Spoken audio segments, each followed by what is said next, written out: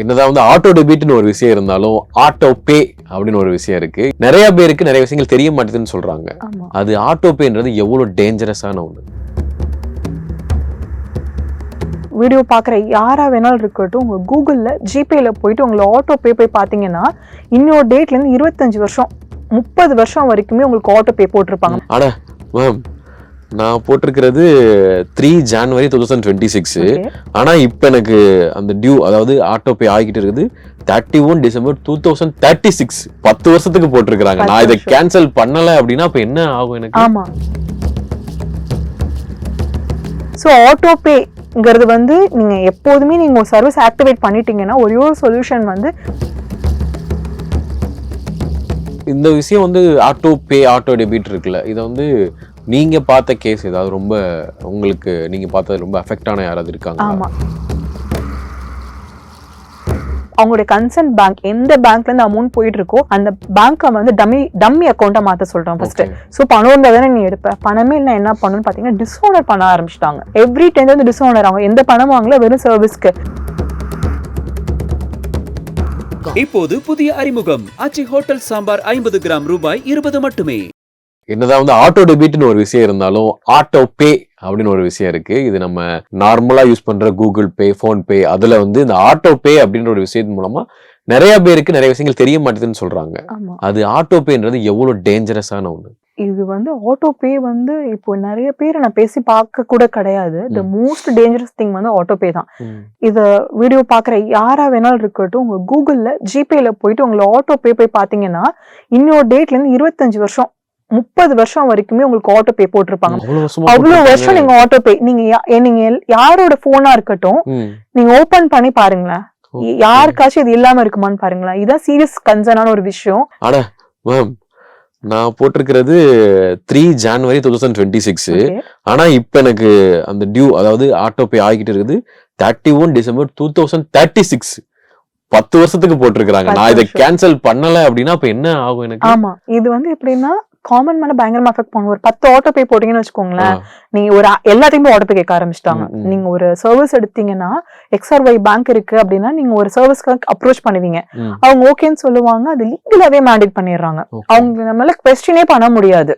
நாளைக்கு நீங்க என்ன பண்ணுவீங்க, நான் கேஸ் போடுறேன் கன்சியூமர் போறீங்க அப்படின்னா அவங்க வந்து போர்ட்டல நீங்க ஃபர்ஸ்ட் குவெஸ்டின் ரைஸ் பண்ணுவீங்க.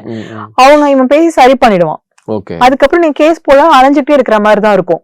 ஸோ ஆட்டோ பேங்கிறது வந்து நீங்க எப்போதுமே நீங்க ஒரு சர்வீஸ் ஆக்டிவேட் பண்ணிட்டீங்கன்னா ஒரே ஒரு சொல்யூஷன் வந்து சர்வீஸ் 1 மந்த் எடுக்கிறீங்களா, முடிஞ்சதுக்கு அப்புறம் உங்க ஜிபேல ஆட்டோ பேவை ஆட்டோமேட்டிக்கா டெலீட் பண்ணிடுங்க. இல்லங்க இசிஎஸ் ஆக்டிவேட் பண்ணிட்டாங்கன்னா கன்சர்ன் பேங்க்குக்கு போயிடுங்க. பேங்க் போயிட்டு நீங்க என்ன சொல்லணும்னா, எனக்கு இந்த இசிஎஸ் வந்து கேன்சல் பண்ணுங்க, கேன்சல் மேண்டேட்னு சொல்லிட்டு ஒரு ஃபார்மை நீங்க சப்மிட் பண்ணணும். அவங்க கேட்பாங்க, லோன் எடுத்திருந்து பணம் கட்டினா மட்டும் தான் நீங்க லைபிள். எந்த சர்வீஸ்க்கும் நீங்க லைபிளே கிடையாது. அது ஒரு ஃப்ராட் தான். ஆனா நிறைய பேர் இந்த ஃப்ராட் தான் பண்ணிட்டு இருக்காங்க. லோன் வந்து பே பண்ணிட்டீங்கன்னா லோன் பண்ண உடனே நீங்க பேங்க்ல போய் சப்மிட் பண்ணுங்க. லோன் முடிஞ்சிச்சு, எனக்கு இன்னும் வந்து இசிஎஸ் வந்து புடிச்சிட்டு இருக்காங்க அப்படின்னா பேங்கே வந்து உங்க இமேண்டேட்டை வந்து ஸ்டாப் பண்ணிடுவாங்க. நீங்க லைபிள் கிடையாது.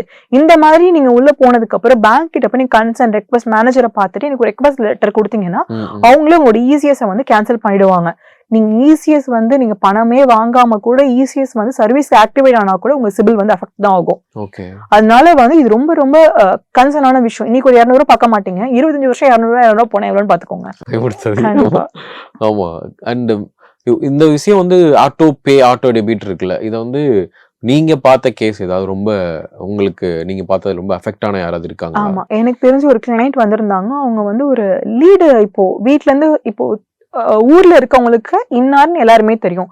சென்னையில பாத்தீங்கன்னா பக்கத்து வீட்டுல யார் இருக்காங்கன்னே தெரியாது. சோ இப்படி ஒரு விஷயம், ஒரு சர்வீஸ் வந்து ஒருத்தவங்க கொடுக்குறாங்கிறது தெரியணும். அவங்க கிட்ட லீடு வரணும்னா இப்போ நிறைய வெப்சைட்ஸ் வந்துச்சு, சாஃப்ட்வேர் வந்துச்சு. சோ இவங்க எல்லாரும் என்ன பண்றாங்கன்னா அவங்க கிட்ட லீட் கேட்கறாங்க, இங்க இருக்கோன்னு ஐடென்டிஃபை பண்ணுங்க, உங்களுக்கு ஒரு ரெக்வெஸ்ட் வந்துச்சுன்னா ஃபர்ஸ்ட் எங்க போன் நம்பரை கொடுங்க, நாங்க வந்து சர்வீஸ் கொடுக்குறோம் அப்படிங்கிறாங்க. அதுக்கு அவங்க ஒரு சார்ஜ் கூட பண்றாங்க. அவங்களுக்கு பிடிக்கல அப்படின்னா அந்த சர்வீஸை வந்து இமிடியேட்டா ஸ்டாப் எல்லாம் பண்ண முடியாது. நீங்க உள்ள நுழைஞ்சிட்டீங்க ஃபர்ஸ்ட் ஒரு அமௌண்ட் கேட்பாங்க, அது வந்து ஜிபேல போகும். அதுக்கப்புறம் என்ன பண்றாங்க அப்படின்னு பாத்தீங்கன்னா ஓடிபி வாங்கி இது லீகலாவே இமேண்டேட் பண்ணிடுறாங்க. நீங்க ஒரு ஹவுசிங் லோன் வாங்கினா எப்படி மாசம் மாசம் நீங்க லயபிளோ அதே மாதிரி இவங்க லயபிள் ஆக்கிடுறாங்க. இவங்களுக்கு வந்து சார் எந்த லீடும் வரல, எதுவுமே வரல, 15,000 வரைக்கும் புடிச்சிட்டாங்க. அதுக்கப்புறம் சர்வீஸே வேணாண்டா அப்படின்னு நினைச்சிட்டு அவங்க வெளில வரும்போது பாத்தாங்கன்னா ரெக்வஸ்ட் பண்றாங்க, கால் பண்றாங்க, இவங்களுக்கு பணம் போயிட்டே இருக்குது. என்ன பண்றதுனே தெரியல. எனக்கு அப்ப ரெக்வஸ்ட் பண்ணாங்க, ஒன்னும் இல்ல நீங்க கன்சியூமர் போர்ட்டல்ல நீங்க ரெக்வஸ்ட் ரைஸ் பண்ணுங்க அப்படின்னு சொன்னேன் நான். கன்சியூமர் போர்ட்டல் ரெக்வஸ்ட் ரைஸ் பண்ணதுக்கு அப்புறமே இவங்க பேசிட்டாங்க, கன்சர்ன் பெரிய ஆர்கனைசேஷன்ல இருந்து பேசினதுக்கு அப்புறம் இதை நீங்க கோர்ட்ல தான் பாத்துக்கணும், கன்சியூமர் கேஸ் அப்படின்னு சொல்லிட்டாங்க. ஆன் ஸ்டாப்புக்கு அப்போ நம்ம என்ன பண்ணா கன்சியூமர் கேஸ் நாங்க ஃபைல் பண்ணிட்டோம். ECS வந்து நாங்க என்ன பண்ணுவோம் அப்படின்னு பாத்தீங்கன்னா, அதை வந்து அவங்களுடைய கன்சர்ன் பேங்க் எந்த பேங்க்ல இருந்து அமௌண்ட் போயிட்டு இருக்கோ அந்த பேங்க்க வந்து டம்மி அக்கௌண்ட்டா மாத்த சொல்றோம் ஃபர்ஸ்ட்.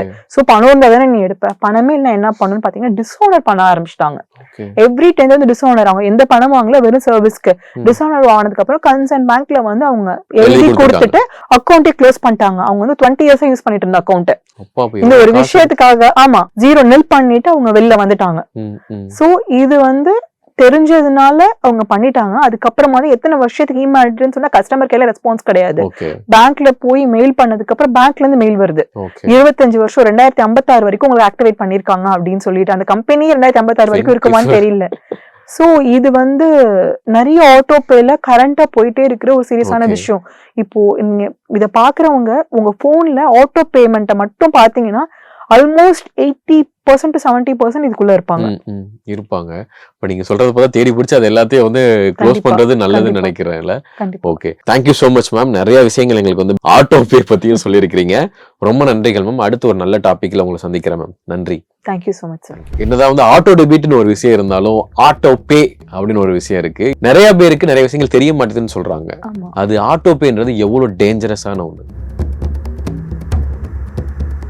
வீடியோ பாக்குற யாரா வேணாலும் இருக்கட்டும், உங்க கூகுள்ல ஜிபேல போயிட்டு உங்களை ஆட்டோ பே போய் பாத்தீங்கன்னா இன்னொரு டேட்ல இருந்து 25 வருஷம் 30 வருஷம் வரைக்குமே உங்களுக்கு ஆட்டோ பே போட்டிருப்பாங்க. அட மேம், நான் போட்டிருக்கிறது 3 January 2026.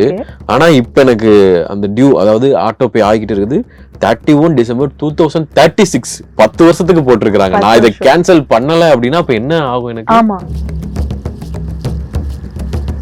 சோ ஆட்டோ பேங்கிறது வந்து நீங்க எப்போதுமே நீங்க ஒரு சர்வீஸ் ஆக்டிவேட் பண்ணிட்டீங்கன்னா ஒரே ஒரு சொல்யூஷன் வந்து இந்த விஷயம் வந்து ஆட்டோ பே ஆட்டோ டெபிட் இருக்குல்ல, இதை வந்து நீங்க பார்த்த கேஸ் ஏதாவது ரொம்ப உங்களுக்கு நீங்க பார்த்தது ரொம்ப அஃபெக்ட் ஆன யாராவது இருக்காங்க? ஆமா, அவங்களுடைய கன்சர்ன் பேங்க் எந்த பேங்க்ல இருந்து அமௌண்ட் போயிட்டு இருக்கோ அந்த பேங்க்க வந்து டம்மி அக்கௌண்ட்டா மாத்த சொல்றோம் ஃபர்ஸ்ட். சோ பணம் இருந்தா தானே நீ எடுப்ப, பணமே இல்லை என்ன பண்ணணும்னு பாத்தீங்கன்னா டிஸ்ஓனர் பண்ண ஆரம்பிச்சிட்டாங்க. எவ்ரி டைம் வந்து டிஸ்ஓனர் ஆகும். எந்த பணம் வாங்கல, வெறும் சர்வீஸ்க்கு. இப்போது புதிய அறிமுகம் ஆச்சி ஹோட்டல் சாம்பார் 50 கிராம் ரூபாய் 20 மட்டுமே.